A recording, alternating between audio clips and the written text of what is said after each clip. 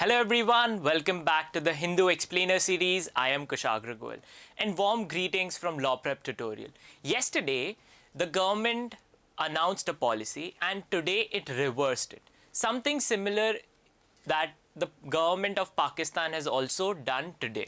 Alright, yesterday they announced a policy and then the government retracted it. Alright, so we'll be discussing both those measures today and that will also address the doubts that student had. Alright, now there is another issue that was asked regarding sporting categories, all right, that what needs to be noted down in different sports events that take place, all right.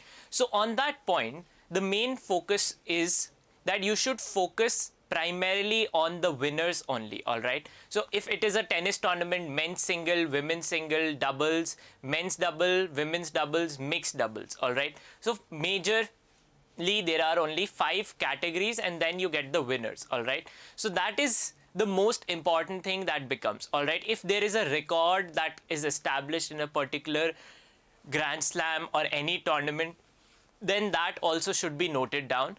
Otherwise, sporting news has no policy or no analysis in the terms of, for example, how this rule change affects that or those kinds of questions, all right. So winners and who organizes the tournament, when it was first organized, and any primary record that was established on them holds importance, all right. So on that note, we'll begin with today's newspaper. So on the front page, left hand side, Pakistan freezes plan to allow imports from India. So yesterday, the government of Pakistan announced that it is going to permit once again cotton imports from India. However, that decision has now been retracted immediately, all right. So a day later, and then the cabinet ministers of Pakistan's government then stated that the approval, that the measure was announced by the Prime Minister. However, in a major embarrassment for him, his own cabinet was against it, all right. That Pakistan cannot resume normalcy with India until and unless issue regarding Kashmir is resolved. India's position on Kashmir is very clear, that Kashmir is a part of India. Any discussion regarding this is not possible, as that is a sovereign territory of India, all right. So no other country can dictate us how we make or manage policies in our country, all right. So on that point, if they don't want to trade, that is fine with the Indian government, all right. So that is the U-turn that the government of Pakistan did. Now the other U-turn that the government of India did was something that I had told you all yesterday itself when we did the analysis. By the time the newspaper got printed yesterday, government had already announced this U-turn, that the finance minister called the measure as a oversight that shall be withdrawn, a matter of oversight, that someone did it but we did not approve it, therefore that is the case that they had made out, all right. Nevertheless, in detail what it means and some on all those things we'll be discussing, because it is pointed out in an editorial. So I'll be talking about this measure at that moment, all right. Then the 2019 Dada Saheb Phalke Award has been awarded to Rajnikant. Famous actor. The Dada Saheb Phalke Award is the highest honor granted to any person for contribution to Indian cinema, and Rajnikant has been awarded the 2019 award for Dada Saheb Phalke. The government announced it. Broadcasting Minister Prakash Javadekar announced this award yesterday, all right. So that is one big news on awards and person in news category. Then moving on, apart from that, on the front page, one update that GST returns are once again higher than 1 lakh crore, all right, for the previous month. This is for past 6 months GST returns have been high, which is bodes well for economic recovery in general, all right. Then moving on the other national news, nothing of real note, all right. So turning to the editorial front. On the main editorial, all right, on the left hand side, overseeing oversights, that the U-turn on the drastic cut in small saving rates deferred the impact but revealed the intent, that the measure may be now delayed. However, the intent of the government is clear, all right. So yesterday only I had pointed out, so when the interest rate at which banks get loans, all right? The interest rate that RBI sets up on which you can take credit. The lower the interest rate, the higher is the credit borrowing. However, why do people take loans or credit? Because they want to increase their money, right? You invest in a business so that you can get returns. However, if you can save the money and get higher returns without taking a risk. So saving schemes are basically that. For example, I have 100 rupees as my income, a monthly income of 100 rupees. What I do is 10 rupees or 10% of my income every month I deposit in the EPF or small saving schemes. Now, eventually, I am getting a return of approximately 7% on them. Now, and the economy is in decline in India, it has contracted, the risk of doing business is high. So let's say I borrowed money from the bank to start a new business, all right? Now on that, what will happen is, if the cost of borrowing is high and the risks are also higher, there is a chance of a propensity of majority of the people to invest their money not in businesses but actually in small saving certificates where they don't have any risk and they get guaranteed returns. Now these small saving schemes are basically used by salaried classes, middle classes or senior citizens who at the later point of time want this as a security money or want assured income for the money they had earned years ago, all right? So a reduction of that would have affected their lives. Now the government has retracted this move, all right? The RBI had stated that this rollback, first instance of post-haste policy ad hocism, but it may make the government's 12 lakh crore borrowing plan for the year harder as the central bank has been complaining of high small saving rates as a deterrent to lower interest rates. All right. So if the propensity for saving is high, people will borrow less. And when people are borrowing less, or when people are not parking their money with banks to borrow more money, this plan of government to borrow money is not going to come through. Yesterday also we discussed about Turkey, right? That how Turkey has been borrowing more and more to fuel demand. Now, as long as you reach a manageable threshold of debt or you can pay it back regularly, it is fine. But when you breach that bracket, that is when the problem happens, all right? But to revive India's economy, the government knows it wants to borrow more. But borrowing at the cost of affecting the security of majority population, that is senior citizens and middle classes, that is what probably led the government to retract the decision, is what the editorial states. What we need to know or understand is how this flow of money is affected, all right? So when interest rates are high for borrowing, the propensity to borrow is low. When the saving percentage or the interest you earn in saving schemes is high, there is a propensity to save. Growth in economy does not happen when people save. Growth happens or demand increases in an economy when people invest or spend money. So if saving percentage is high or people getting return on savings is high, they have no incentive to spend that money, all right? So that is what the central bank had been highlighting.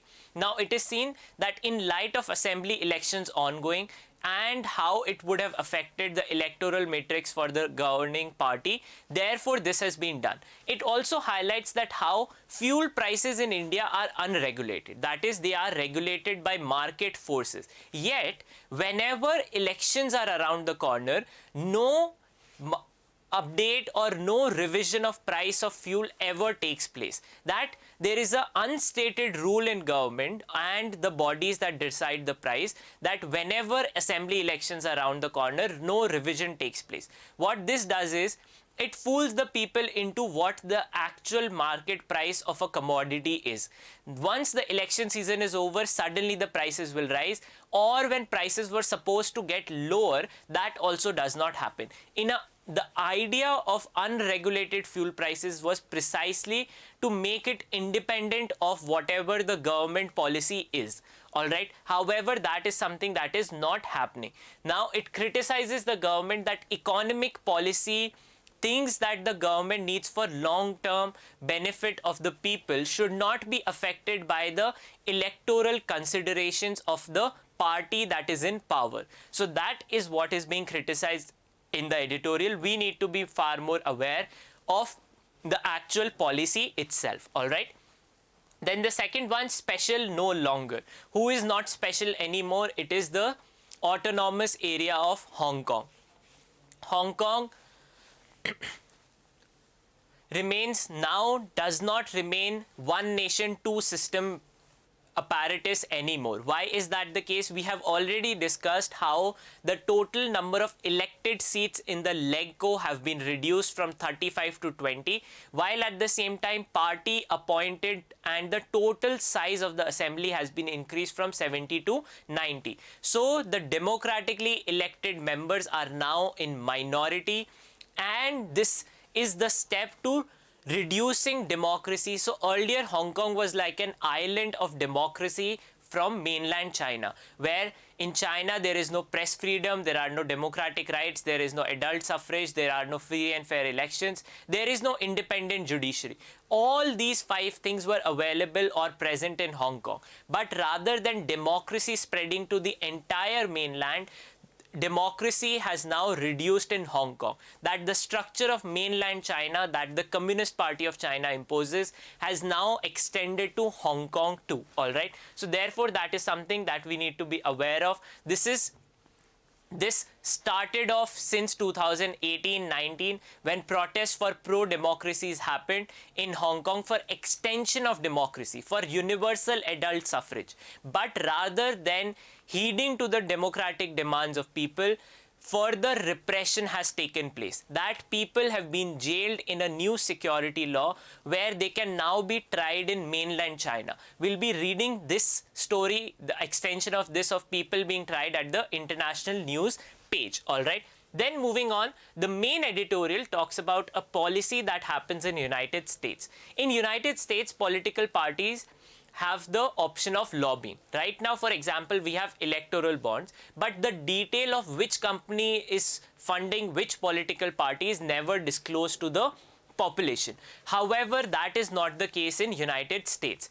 Now, an extension of that lobby is that ambassadorial positions, wherein the Senate and the President appoints ambassadors to different countries on behalf of United States, is something that can be actually purchased. That is, a price is set. If I am donating this much to the party and you come to power, you will make me a ambassador to this particular island nation or to that particular country. So this is a criticism of this system, that see, if Joe Biden is really serious of America is back on diplomacy, he needs to appoint serious people to ambassadorial positions, and that this concept of purchased or mercenary ambassadors cannot go on. All right. The process of appointment is that the president has the sole power to say, I want to appoint, let's say, ABC to the position. Then that is confirmed by the Senate. All right. If there is any lapse in the candidature of a person who has been nominated, then that will not be confirmed by the Senate. The Senate sends a advisory that, see, these are the things that are wrong about you. Do you want to contest them or withdraw your candidature? Then it is on the person whether they want to withdraw it or not. All right. As high as 57% of ambassadorial positions under Donald Trump were of those people who had basically bought their position as ambassadors. In India, that is not the case. In India, most of the positions of ambassadors are basically career diplomats, that is Indian Foreign Service. Some prime positions are also political ambassadors, people who had been politicians or someone of prestige who has to have some amount of extra influence, so those people are also appointed. However, that percentage never breaches the 30% margin. All right, so that is the praise of India's system and the comment and criticism of the system of positions in United States of America. All right, so that is what the editorial discusses. Then the second editorial here, a act of colorable legislation. What is a colorable legislation? A colorable legislation is you cannot do indirectly which you are prohibited from doing directly. So for example, I say the policy is that you cannot discriminate on basis of race, caste, sex, gender or age, all right, for an appointment. What I do is, as government, I make a law that says only those who have had education at PhD level can get appointment in that position. Now what happens is that I know that only very few people have the ability to get PhDs, and it reduces the size of people who access something. So let's say I say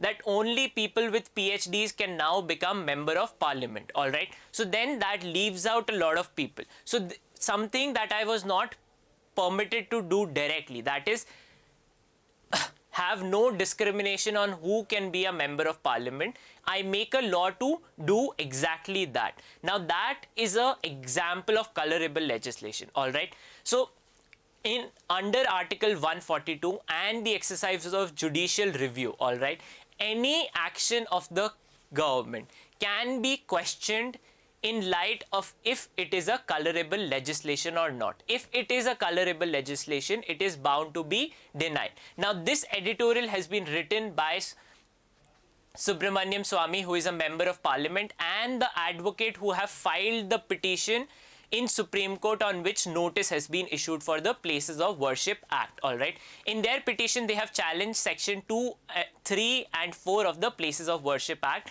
and have stated that, see, the law set in the Ram Janmabhoomi judgment is incorrect, that this is not a sacrosanct law and you cannot deny people from approaching court for a dispute. If there is a dispute regarding Article 25 and 26, which is a fundamental right of people, the act, that is the Places of Worship Act, which bars any dispute which had been not ongoing prior to India's independence and the cut-off date, all right, then situation will be maintained as it is. So their claim is to on two different other contested territories. No cases have been filed on that. However, to remove the limitation that they want to file cases on that, they have challenged section 3 and 4 of the Places of Worship Act. So now it is on the court to determine this. However, in this editorial, we need to know what is colorable legislation, on what ground have they approached the court,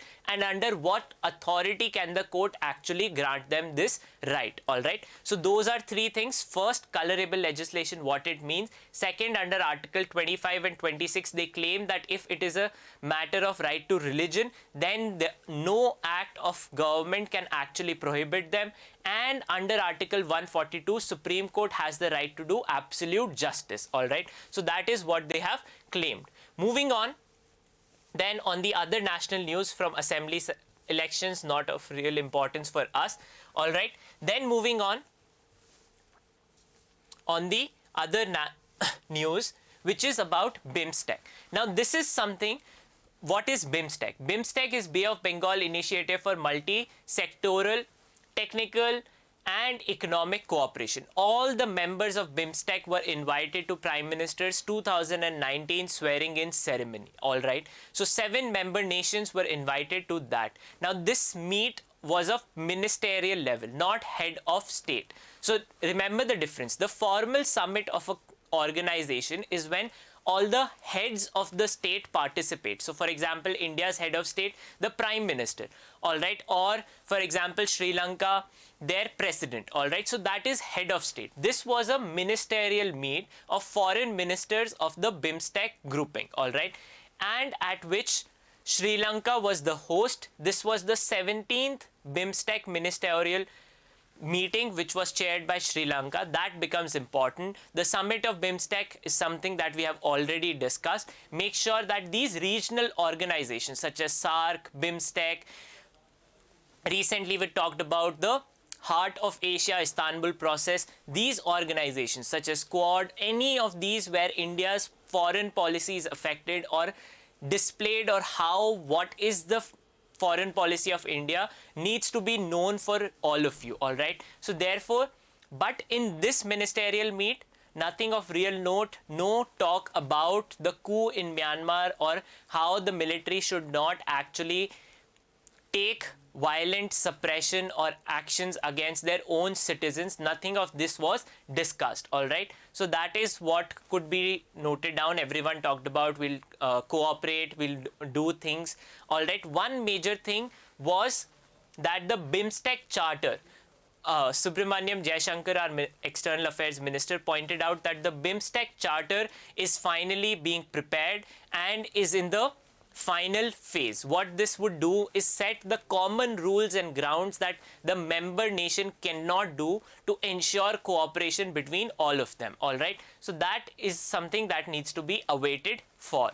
Then moving on, Covaxin for those who got placebo. Now, when we had discussed the vaccine trial mechanism, I had talked about how there is the group that gets the vaccine and then there is the placebo group who are supposed to, they are not told, people who participate in the trial are never told whether they are getting the vaccine or getting the placebo. In placebo, you don't actually get the vaccine, all right? And then you are tested out on the efficacy. Do people who don't get the vaccine get affected, and people who get the vaccine, do they get affected? So that is how you determine the percentage. Now the committee has decided that, see, we know that there is efficacy of the vaccine, there is a need to prevent or protect people, and therefore the people who participated in the trial and got placebo above the age of 24, now they will also be given the vaccine shot. What this does is, we had talked about the risk of it,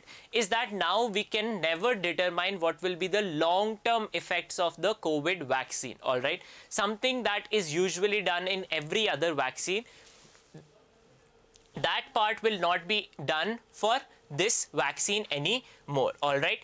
Then this is related to the breach of Aadhaar database allegedly done by the Bharatiya Janata Party in the state, in the Union Territory of Pondicherry, that all the members who had registered at the Aadhaar database, their mobile numbers have been contacted by the political party in question. The question now before the High Court has put up for the UADI and Election Commission is that if a breach has taken place, how has it taken place? Inquire about the leak of this breach and determine the real culprit if it has happened, all right? The political party in question have denied it. They state that they went to door. However, to have the exact mobile number of all the members of the household who have Aadhaar, which is known to have been there to almost every Indian now, to be available to the political party, and people being willing to give it, all the people willing to give it to one political party, is something that has been contested, and High Court has paid heed to that. So we need to see whether this violation has taken place. If it did, how has it taken place? So 6 weeks time has now been given to the Election Commission and UADI to determine the real cause of how the leak actually took place, all right? Then moving on, the third joint logistics hub was launched in Mumbai, all right? So this is a joint logistics node where all the three forces of armed forces of India, which is the Army, Navy and Air Force, joint logistical demand or node, whatever is common. This was announced in the policy that three will be established. The first two were established in Port Blair and Guwahati, all right, which was on October 12, 2020, and they were to serve the Guwahati and Tri-Services Andaman Nicobar Command and Port Blair, all right? So two commands in the northeastern region and the Andaman Nicobar Island Command, they were being addressed, and now on the western side of India, wherein Mumbai, so that is where the third node has now been established. So this is a policy to reduce duplication of services. So for example, something that army possesses already, all right, and Air Force also needs it. Now, if there is no joint interaction, if the forces do not know that something that army possesses but has not been using it, all right. So to avoid duplication of resources or extra usage, such commands had been proposed in the government, and General Bipin Rawat launched the third one at Mumbai yesterday, all right. Then moving on the international news. So this first news is Biden allows H-1B visa ban to expire. This was a policy of Donald Trump to limit the number of H-1B visas that could be granted. That timeline has now not been renewed, so the policy will expire by default, all right. And then here something from the editorial page, that 7 Hong Kong activists convicted over 2019 protest. This was the new security law. The protests were for pro-democracy, and this is what has finally been done to those who protested against the actions of Communist Party and for democracy. So that is how the situation in Hong Kong has now changed drastically over the year, and further charges have been imposed on Aung San Suu Kyi and her party members under the Official Secrets Act by the Myanmar military, and it is on these grounds that she has been kept under house arrest. The trial, or whether a fair trial will be granted or not, all of that question remains, all right. And in the meantime, protests have been going on anyway, all right. Apart from that, nothing on the international news. On the economic policy, GST Council meeting not possible before May end or June. So this is the traction for GST Council meet was all about whether petroleum products will be brought under GST. If that is done, the maximum tax on petrol can be only 28%. Whether that will be done or not, the GST Council needs to decide. Now, if the council is not even meeting, how do we know whether that will happen or not? All right. So that is something that has not been done. The central government is the one that determines it. But in light of assembly elections and different reasons, the council is not planned to meet anytime soon, all right. Apart from that, on the international on the economic news and the sporting news, nothing of real note for us, all right. One major thing that the ICC, which governs international cricket, something that had been in news regarding umpire's call. So this is something that Indian men's cricket team captain Virat Kohli also criticized, that umpire's call is something that should be done away with because we are relying on technology. That interference of umpire in a review mechanism should be totally done away with. However, ICC had stated that no, the system will continue, all right. This was in light of different decisions going one way or the other based on umpire's call. So on that note, I will conclude for the day. The most important news that you need to be aware of is follow-up from the Hong Kong protest and the law that has been done there. That is international news.